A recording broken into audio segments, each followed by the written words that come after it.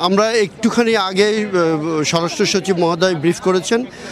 তিনি যেমনটি জানিয়েছেন যে এই আগুন 8টা 5 মিনিটে নিয়ন্ত্রণে এসেছে এবং এখানে 6তলায় আগুনের সূত্রপাত ছিল।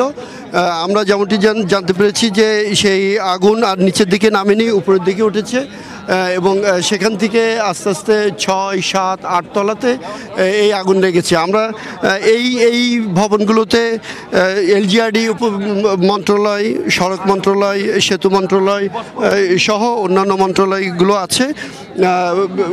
স্বরাষ্ট্র উপদেষ্টা যেমনটি জানিয়েছেন যে একটি উচ্চ ক্ষমতা সম্পন্ন তদন্ত কমিটি করা হচ্ছে। মন্ত্রিপরিষদ সচিব সেই দায়িত্ব এই কমিটি গঠন করছেন এবং এই কমিটি তদন্ত করে মূল কারণটি বের করবে যে কিসের কারণে এই আগুনের সূত্রপাত। আমি আপনাকে জানিয়ে রাখি যে এখানে একটি সড়ক দুর্ঘটনায় একজন ফায়ার সার্ভিসের কর্মী মারা গিয়েছেন। উনি পানির পাইপ সংযোগ দিতে গিয়ে সেখান থেকে একটি ট্রাক এসে সচিবালয়ের সামনের রাস্তায় তাকে আঘাত করলে তিনি মৃত্যুবরণ করেন। আমরা আপনাদেরকে আরেকটু জানিয়ে রাখি যে এই সকাল থেকে কিন্তু সচিবালয়ের গেট বন্ধ, কোনো কর্মকর্তা কর্মচারীকে এখানে ঢুকতে দেওয়া হয়নি। আরেকটি সিগনিফিক্যান্ট একটি তথ্য, সেটি হচ্ছে এখান থেকে 1 মাস আগে স্বরাষ্ট্র মন্ত্রণালয় থেকে একটি আদেশ জারি করা হয়েছিল, যে আদেশটি হচ্ছে যে বিকাল 5টার পরে সচিবালয় আর কাউকে থাকতে নিষেধ করা হয়েছিল।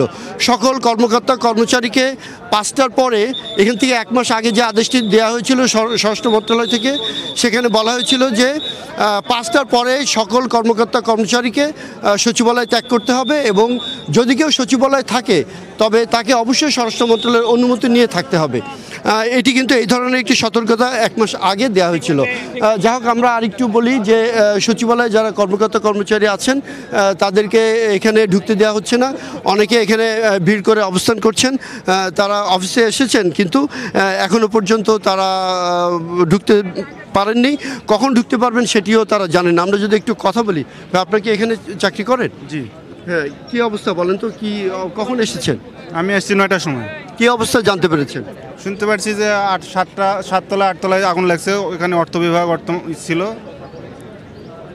আর আপনাদের সচিবালয়ের ভেতরে যাওয়ার বিষয়ে কোনো সিদ্ধান্ত হয়েছে কিনা?